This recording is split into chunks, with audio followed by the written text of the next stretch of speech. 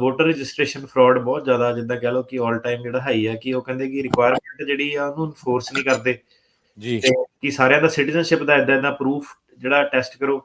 ਜਿਹੜੇ ਡੈਮੋਕ੍ਰੈਟ ਆ ਉਹਨਾਂ ਨੂੰ ਇਦਾਂ ਲੱਗਦਾ ਕਿ ਜੇ ਜਿਹੜੇ ਗਰੀਬ ਜਿਹੜੇ ਪੂਅਰ ਬੈਲਟ ਆ ਵੋਟਰਸ ਆ ਜੇ ਆਪਾਂ ਜ਼ਿਆਦਾ ਸਟ੍ਰਿਕਟ ਕਰਤਾ ਤੇ ਉਹਨਾਂ ਨੇ ਵੋਟ ਨਹੀਂ ਬਣਨੀ ਆ, ਉਹਨਾਂ ਨੂੰ ਉਹ ਪ੍ਰੂਵ ਨਹੀਂ ਕਰ ਸਕਦੇ ਆਪਣਾ ਇੰਨਾ ਕਿ ਪੇਪਰ ਦੀ ਰਿਕੁਆਇਰਮੈਂਟ ਜ਼ਿਆਦਾ ਹੋ ਜਾਣੀ ਆ ਤੇ ਵੋਟਾਂ ਸਾਡੀਆਂ ਟੁੱਟ ਜਾਣੀਆਂ। ਜਿਹੜੇ ਰਿਪਬਲਿਕਨ ਉਹਨਾਂ ਨੂੰ ਲੱਗਦਾ ਕਿ ਜਿਹੜੇ ਕਿਉਂਕਿ ਇਹ ਰਿਕੁਆਇਰਮੈਂਟ ਨਹੀਂ ਕਰਦੇ ਤੇ ਜਿੰਨੇ ਇਮੀਗ੍ਰੈਂਟ ਆ ਇਲੀਗਲ ਇਹਨਾਂ ਨੇ ਜਾ ਕੇ ਜਿਹੜੀਆਂ ਵੋਟਾਂ ਉਹ ਪਾ ਦੇਣੀਆਂ। ਸੋ ਉਹ ਵੀ ਹੁਣ ਇੱਕ ਕੱਲ ਪਰਸੋਂ ਦਾ ਕਾਫੀ ਜਿਹੜਾ ਡਿਬੇਟ ਛੜਿਆ ਕਿ ਵੋਟਰ ਫਰਾਡ ਵੀ ਬੜਾ ਵਾ।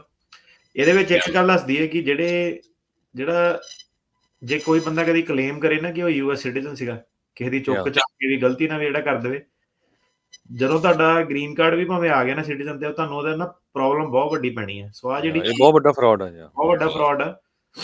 ਇਹਦੇ ਕਈ ਇੱਕ ਦੋ ਆਪਾਂ ਕੇਸਿਸ ਵੀ ਜਿਹੜੇ ਡੀਲ ਕੀਤੇ ਕਿ ਬੰਦਾ ਕਹਿੰਦਾ ਮੈਨੂੰ ਪਤਾ ਨਹੀਂ ਸੀ, ਮੈਂ ਸਿਰਫ ਵੋਟ ਬਣਾ ਲਈ ਸੀਗੀ, ਉਹ ਛੱਡਦੇ ਨਹੀਂ ਆ ਚੀਜ਼ ਨੂੰ। ਸੋ ਆ ਜਿਹੜਾ ਵੋਟ ਵਾਲਾ ਨਾ ਬਣਾ ਦੇਣੀ ਉਹਨਾਂ ਨੇ ਤੇ ਤੁਹਾਡੇ ਕੋਲ ਆ ਵੀ ਜਾਣਾ, ਤੁਹਾਨੂੰ ਕਿਤੇ ਕਈਆਂ ਨੇ ਦੱਸਣਾ ਕਿ ਨਹੀਂ ਇਹਨਾਂ ਤੁਹਾਨੂੰ ਪ੍ਰੋਟੈਕਸ਼ਨ ਮਿਲ ਜਾਣੀ, ਏਦਾਂ ਹੋ ਜਾਣਾ ਓਦਾਂ ਹੋ ਜਾਣਾ, ਪਰ ਇਹ ਪ੍ਰੋਬਲਮਾਂ ਤੁਹਾਨੂੰ ਪੈਣੀਆਂ। ਸੋ ਆਹ ਚੀਜ਼ ਤੋਂ ਜਿਹੜਾ ਨਾ ਵੋਟਰ ਫਰਾਡ ਤੋਂ ਬਚਿਓ। ਇਹਦਾ ਅੱਜ ਕੱਲ ਹਾਂਜੀ ਬੰਦਾ ਫਾਰਮ ਜਿਹਾ ਭਰ ਕੇ ਧੱਕੇ ਨਾਲ ਵੀ ਕਈ ਵਾਰੀ ਬਣਾ ਦਿੰਦੇ ਆ ਤੇ ਇਹਦੀ ਜਿਹੜੀ ਆ ਲੈਣੇ ਦੇ ਕਈ ਵਾਰੀ ਦੇਣੇ ਪੈ ਜਾਂਦੇ ਆ। ਸੋ ਇਹ ਚੀਜ਼ ਤੋਂ ਬਚਿਓ। ਸੋ ਸਰੋਤੇ ਹੁਣ ਆਪਾਂ ਤੁਹਾਡੀਆਂ ਕਾਲਸ ਲਵਾਂਗੇ। ਸਾਡੇ ਪਹਿਲੇ ਕਾਲਰ ਜੁੜੇ ਹੋਏ ਆ ਧਰਮਵੀਰ ਜੀ। ਧਰਮਵੀਰ ਜੀ ਹਾਂਜੀ ਜੀ, ਹਾਂਜੀ ਪੁੱਛੋ ਜੀ ਕੁਐਸਚਨ।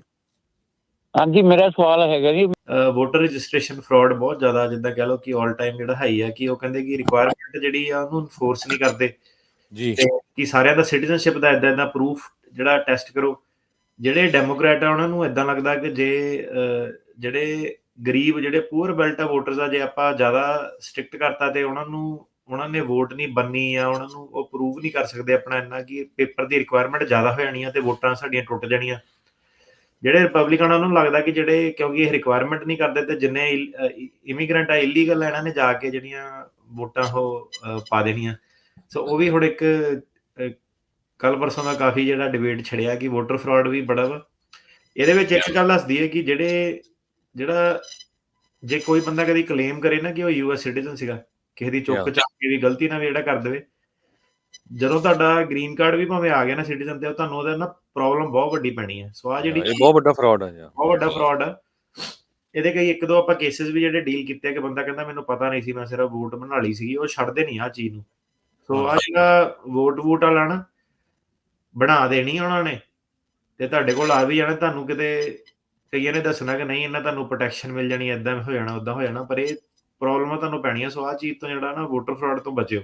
ਇਹਦਾ ਅੱਜ ਕੱਲ ਹਾਂਜੀ ਬੰਦਾ ਫਾਰਮ ਜਿਹਾ ਭਰ ਕੇ ਧੱਕੇ ਨਾਲ ਵੀ ਕਈ ਵਾਰੀ ਬਣਾ ਦਿੰਦੇ ਆ ਤੇ ਇਹਦੀ ਜਿਹੜੀ ਆ ਲੈਣੇ ਦੇ ਕਈ ਵਾਰੀ ਦੇਣੇ ਪੈ ਜਾਂਦੇ ਆ। ਸੋ ਇਹ ਚੀਜ਼ ਤੋਂ ਬਚਿਓ। ਸੋ ਸਰੋਤੇ ਹੁਣ ਆਪਾਂ ਤੁਹਾਡੀਆਂ ਕਾਲਸ ਲਵਾਂਗੇ। ਸਾਡੇ ਪਹਿਲੇ ਕਾਲਰ ਜੁੜੇ ਹੋਏ ਆ ਧਰਮਵੀਰ ਜੀ। ਧਰਮਵੀਰ ਜੀ ਹਾਂਜੀ ਜੀ, ਹਾਂਜੀ ਪੁੱਛੋ ਜੀ ਕੁਐਸਚਨ। ਹਾਂਜੀ ਮੇਰਾ ਸਵਾਲ ਹੈਗਾ ਜੀ,